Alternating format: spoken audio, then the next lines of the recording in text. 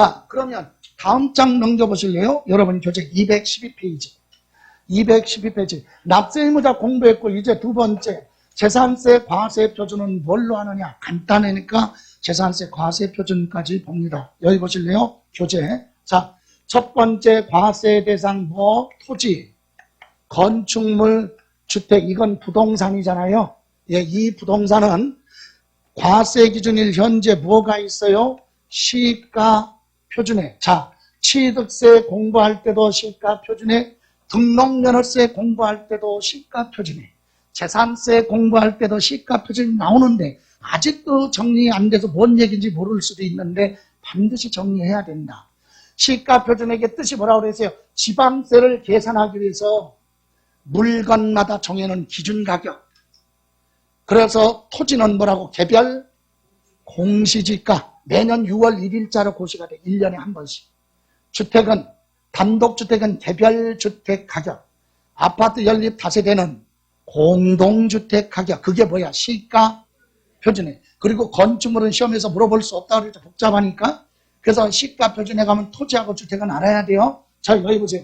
그러면 부동산이니까 요 시가 표준액 있죠? 이걸 가지고 다 재산세 계산하면 부담이 너무 커. 그래서 여기에다가 부동산 시장과 동향 등을 감안을 해서 대통령령으로 정해놓은 게 있어요. 공정, 시장, 가액 비율. 비율을 정해놨다. 이건 매년 달라요. 그런데 작년하고 올해는 똑같아. 토지하고 뭐는 건축물은 시가 표준액이 나오면 거기에 몇 프로? 70%만 과세 표준으로 하겠다. 그리고 주택 있죠? 주택은 작년하고 똑같이 몇 프로? 60%. 예를 들어서 토지라면 개별 공시지가가 1억이다. 토지가. 그럼 여기에 몇 프로? 70%. 그럼 얼마? 7천만 원이 과세 표준이에요. 이해가세요? 그러니까 이 공정시장 가액 비율을 보세요. 시장 군수는 재산세 계산할 때 여기 자, 이 시가 표준액이 물가 상승에 따라 가격이 올라가죠. 근데 부동산 가격이 너무 많이 올라가서 그럼 이것도 따라서 많이 올라갔죠? 올라갈 거 아니야. 그럼 재산세 부담이 너무 크죠? 그럴 때는 비율을 어떻게 낮추겠지. 공정시장 가액 비율을 낮추고. 또 재산세를 좀 많이 거두려고 하는데 이 시가 표준이 크게 작년하고 변동이 조금밖에 없어. 세금은 많이 거둬야 되는데 그러려면 이 비율을 높이면 과세 표준 조절할 수 있겠죠. 그러려고 정해놓은 비율을 공정시장 가액 비율이다. 이렇게 해서 과세 표준이에요. 그럼 여기 보세요. 자, 재산세 과세 대상인 토지에 대한 과세 표준은 개별 공시지가로 한다? 안 돼.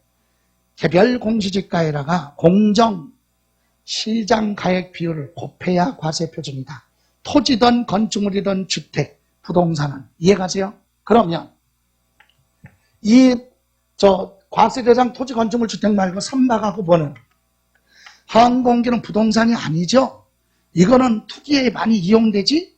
안 해. 그리고 이거는요, 시가 표준액이 얼마냐? 실거래 가격, 이 부동산은요, 자, 아까 개별 공시지가는 수도권 기준으로 했을 때 50%에서 60% 정도 돼야 실거래 가격에.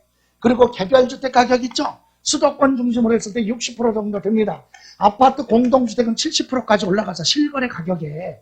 예? 김포에서 토지가 1억에 매매가 이루어지고 있다면 개별 공시지가는 5천만 원에서 6천만 원 정도 된다. 아파트 김포에 예를 들어 10억짜리 아파트 실거래가 10억의 거래가 이루어지면 공동주택 가격은 7억에서 7억 5천 이 정도 된다 이 얘기예요.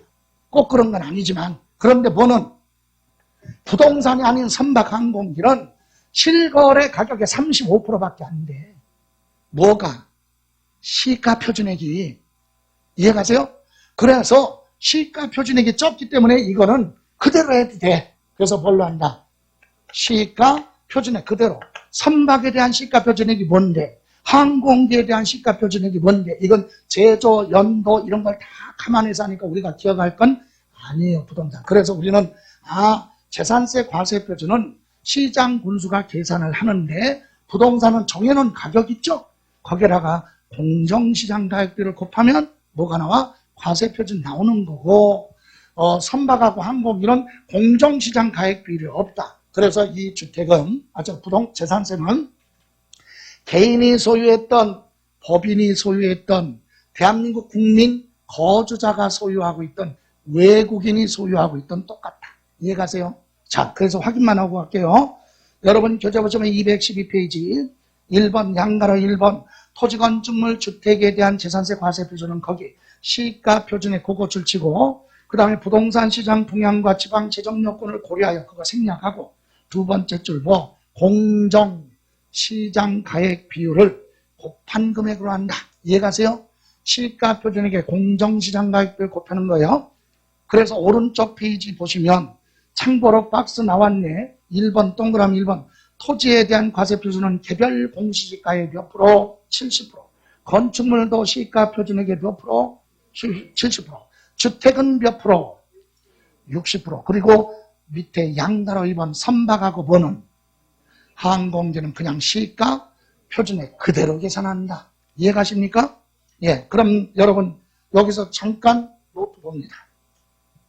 자, 그러면 납세 의무자 다음에 우리 과세 표준은, 재산세 과세 표준은 첫 번째 뭐라고 그래서 토지하고 뭐? 건축물 주택은 부동산이죠. 그래서 이거는 뭐에다가 시가 표준액에다가 곱하기 비율이 뭔데? 공정시장가액 비율이죠. 예, 몇 프로? 60%는 뭐라고 그랬죠? 주택. 토지 건축물은 70%. 이렇게 해서 나온 걸 뭐라고 한다? 과세 표준이라고 한다. 그런데 선박하고 뭐는 항공기는 공정시장 가액 비율이 있어요, 없어요?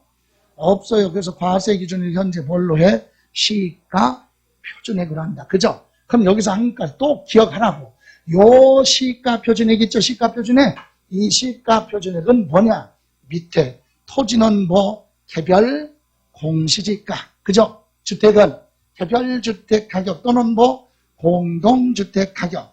3번 건축물은요.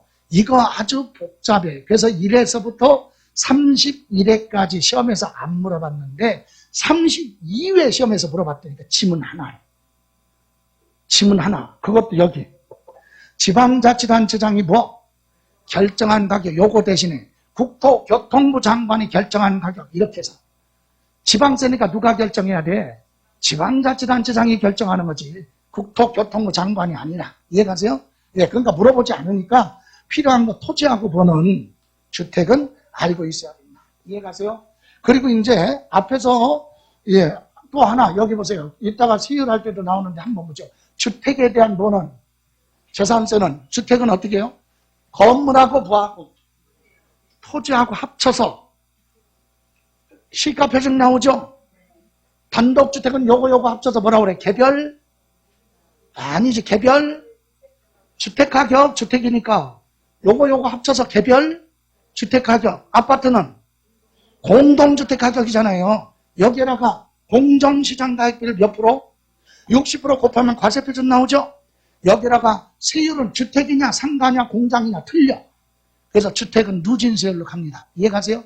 이렇게 해서 재산세가 나온다. 그런데 문제는 주택은 많이 물어봐요. 요거 동일한 시군의 주택이 몇 개 있어. 여러분이 김포시에 주택 2개 가지고 있어요. 그러면 여러분 이름으로 주택 2개라고 해서 소유자가 같다고 합치는 거 아니에요. 재산세는 물건 중심 뭐라고 그랬죠? 물세. 물건마다 각각 주택 2개 있다고 합치는 거 아니에요? 각각 주택에 대해서 따로 계산한다. 예? 2개 주택이 있다고 합치는 거 아니라 주택 2개면 각각 재산세 2개 따로 계산하라 얘기예요. 다만 건물하고 보는 토지를 합친다는 얘기지 2개의 주택이 있는데 2개를 합쳐라 그게 아니라 예? 여러분 김포시에 주택 5개 있으면 재산세 5개 나와. 주택마다 따로. 이해가세요? 그 얘기입니다.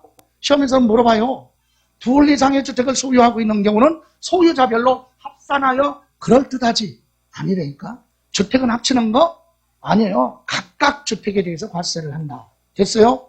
그리고 두 번째, 한 동의 건물은 뭘로? 주거용으로 사용하는 부분만 뭘로 본다? 주택으로 본다. 여러분 한 동이 뭐라고 그러지? 한 동. 동자 붙는 건물 있죠? 집합건물. 그래서 아파트 101동, 102동, 103동 있죠? 동자 붙었죠? 건물 몇 개야 그거 101동 하면? 건물 하나야. 하나.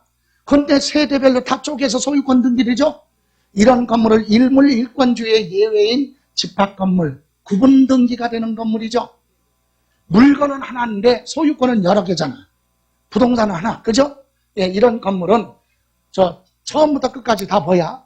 주택이죠. 그럼 동자 붙는 이 상가도 동자부터.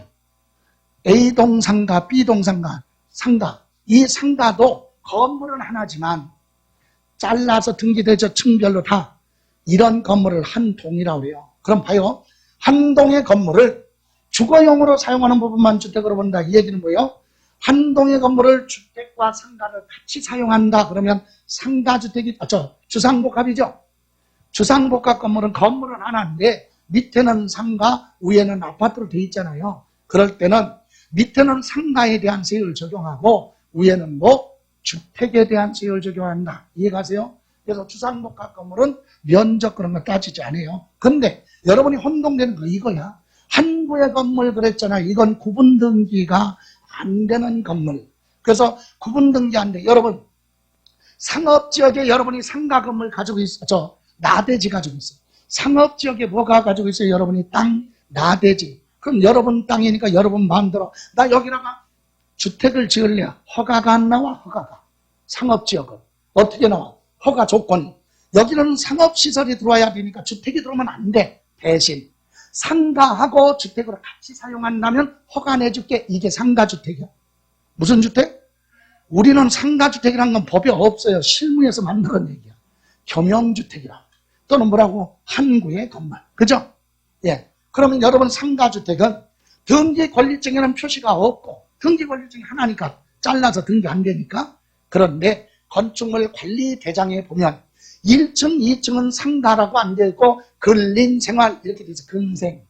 예? 그리고 3, 4층은 용도가 주택 이렇게 되어 있지. 그러니까 같이 사용할 수는 있지만 건물을 잘라서 구분 등기는 안 돼. 등기권리증이 그냥 하나야. 이해가세요? 그런 건물은 어디까지 주택으로 보느냐. 왜? 여러분 주택은 주거용에 사용하니까 소득이 발생 안 한 걸로 보고 세금 부담 줄여주는 거예요. 상가는 소득이 발생하죠? 세금 많이 부과합니다. 그래서 주택은 세금 부담을 줄여주기 위해서 여기 한 구의 건물을 주거와 주거 외 용도로 사용하는 경우에는 이 얘기는 상가주택은 주택 면적이 전체의 50% 이상이면 전부를 뭘로 본다? 주택으로 보고 세금 부담을 줄여주겠다. 이해가세요? 요거 다음 하나만 더. 무슨 주택? 건축법 시행령에 보시면 다가구 주택이 나오잖아요. 예? 다가구 주택은 출입문을 별도로 갖춰놓고 2가구 이상 19가구 이하 연면적은 660제곱미터 이내일 것. 층수는 3층 이하. 공법에서 공부했죠? 여러분 공법 죽어라 공부해도 몰라. 힘들어. 예? 지금 제가 얘기하는 거 알아들어요? 다가구 주택 출입문을 별도로 갖춰놓고 2가구 이상 전체 19가구 이하가 연면적 660제곱미터 이내이면서 층수는 몇 층? 3층 이하. 이게 다가구 주택이야. 이거 단독주택이야. 근데 이 단독주택인데 우리 세법은 단독주택으로 보지 않아요. 단독주택으로 보면 1, 2, 3층이 전부 다 주택 하나로 보면 면적이 크죠. 그러면 세금 많이 나와. 누진세니까. 그래서 재산세 부담을 줄여주기 위해서 우리 재산세는 한 가구를 하나의 뭘로 봐라? 주택으로 본다 얘기예요. 10가구가 살고 있으면 나눠서 주택 몇 개로? 10개로 쪼개서 계산하겠다. 20가구가 살고 있으면 몇 개로? 아니야, 19가구. 이해가세요?